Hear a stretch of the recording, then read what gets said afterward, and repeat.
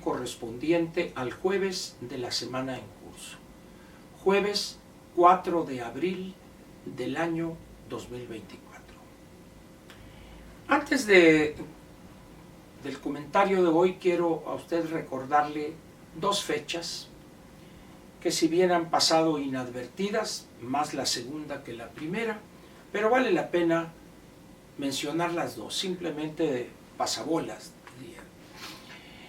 El 11 de septiembre de 1973, Augusto Pinochet da el golpe de Estado en Chile y debe abandonar el gobierno 17 años después, en 1990, después de un plebiscito celebrado a finales del año 88, donde fue derrotado por un grupo de partidos y por la sociedad sin partido, pudiéramos decir.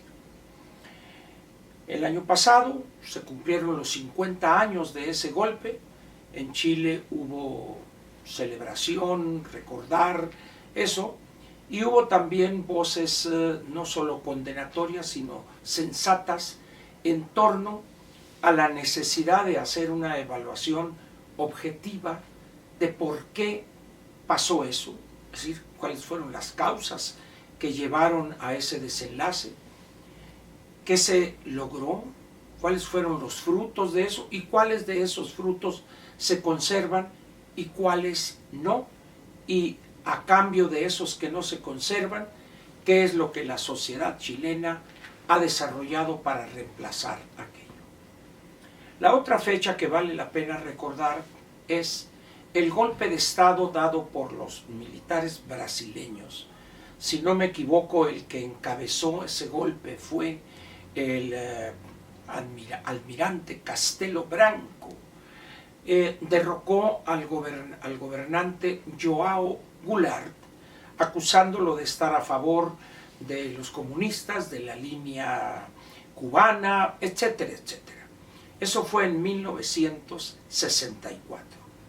60 años después, Brasil, si bien tiene un área de su economía modernizada, todavía quedan rezagos, particularmente en las zonas rurales, que viven, no voy a decir igual que antes, pero de alguna manera pudiéramos decir que Brasil tiene graves rezagos sociales y que no sé cómo los van a enfrentar.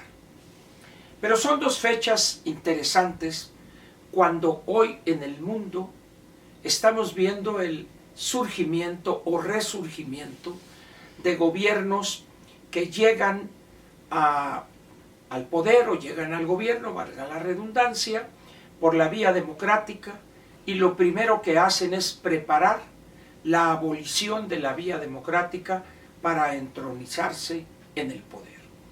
Turquía, Hungría, Venezuela, lo intentó Rafael Correa en Ecuador y fracasó. Tuvo éxito Daniel Ortega en Nicaragua, en Cuba ni se diga, ¿verdad?, aun cuando no llegaron por la forma democrática los cubanos. Y es un fenómeno que se está dando hoy en el mundo de una manera un poco diferente, vamos a decir, una etapa previa a la llegada de esos gobernantes o de esos políticos autoritarios cuyo objetivo en mente es dar un golpe de Estado para perpetuarse o manipular la democracia para perpetuarse en el poder, sea mediante elecciones sucesivas, eliminando la prohibición de reelegirse, o simplemente decir aquí me quedo. Lo intentó Evo Morales y fracasó rotundamente, lo intentó Pedro Castillo en Perú y también. De tal manera pues que hay posiciones ambivalentes al respecto.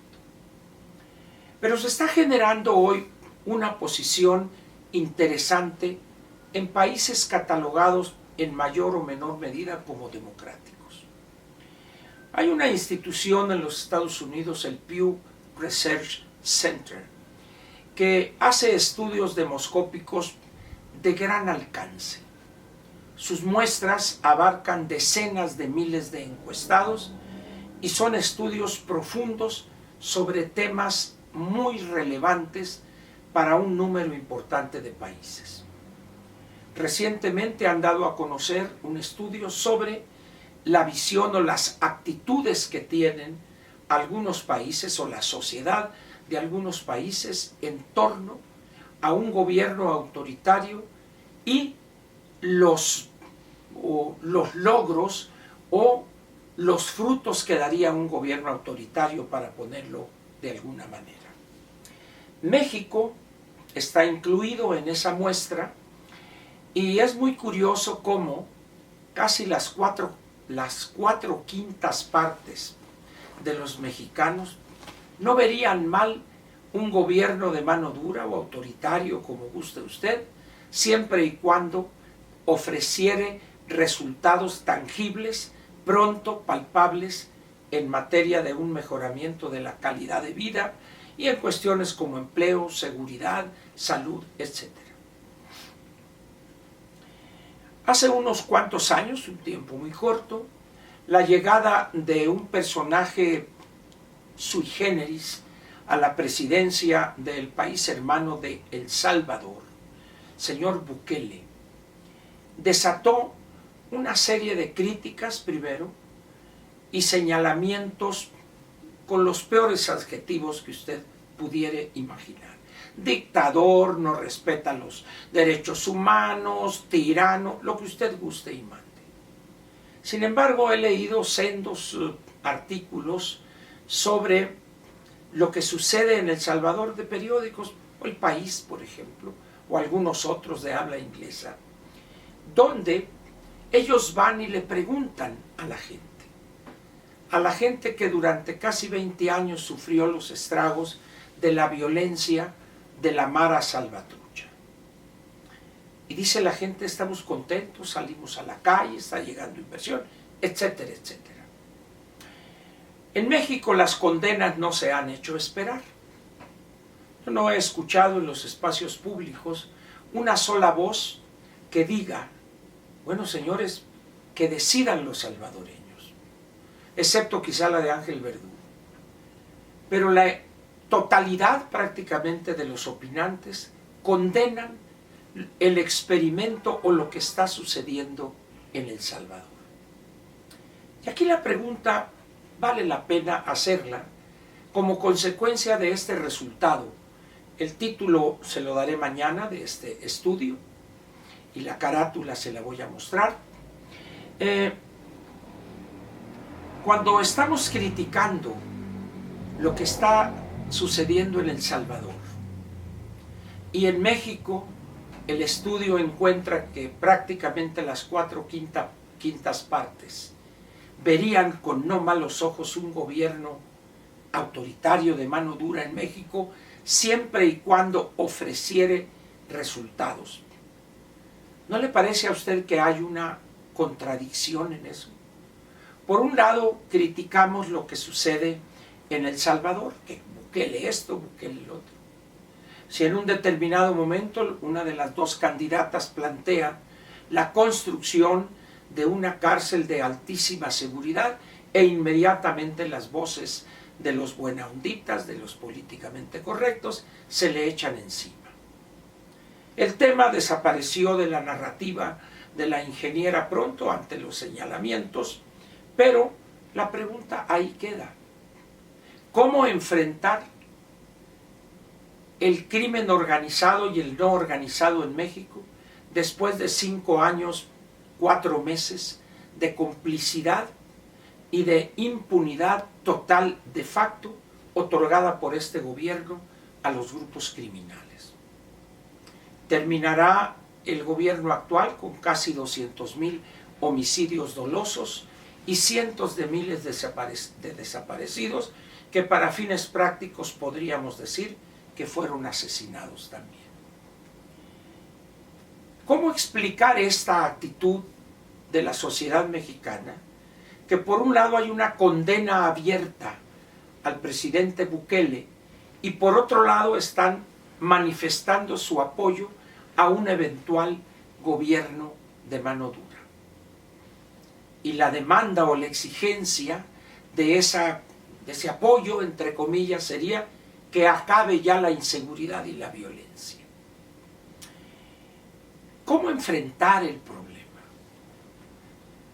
¿Acaso con un fortalecimiento de la vida democrática, como proponen algunos? ¿Acaso con una hipotética y utópica profesionalización de los policías? ¿Acaso con la promesa de pagarles al policía más humilde del municipio más atrasado más de 20,000 pesos? ¿Será la solución a nuestro profundo y gravísimo problema de inseguridad y de violencia sin control? ¿Usted qué piensa? Partiendo de la base que si vive en la Ciudad de México, esto es, para todo fin práctico, casi un oasis. Estamos entrando hoy a las campañas políticas ya de todos los candidatos a todos los puestos de elección popular y ya llevamos cerca de 20 candidatos, precandidatos o aspirantes asesinados.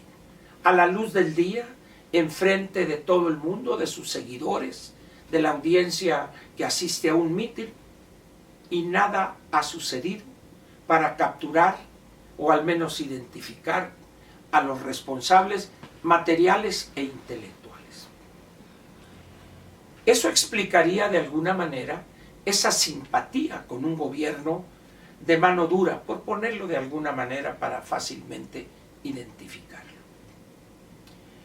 Sin embargo, habría que preguntarse también, ¿puede aguantar este país durante muchos años todavía con esa permisividad a los criminales? ¿Acaso, como pretendió aclarar, o en aquello, parafraseando a mi querido paisano Rubén Aguilar, la anticientífica dijo, bueno, es que lo que el presidente quiso decir es abrazos, pero no balazos a la gente decente, una cosa así. Un juego de palabras que era un galimatías que lo único que pretendía era, pues, no aceptar que era una estupidez desde cualquier punto de vista el planteamiento del bulto López Obrador. Termino este comentario suplicándole que piense en esto que le he dicho. Dos cosas. ¿Condena usted al presidente de El Salvador cuando aplastantemente ese país o su sociedad lo apoya? Y segundo, ¿considera usted que ante lo que ve y padece hoy en México, la solución sería un gobierno autoritario de mano dura para enfrentar con todo el poder del Estado y aniquilar a esos grupos criminales? Son preguntas que conste y se las dejo ahí como tarea para ver si podemos terminar el comentario mañana viernes, cuando le muestre el estudio del Pew Research Center. Muchas gracias.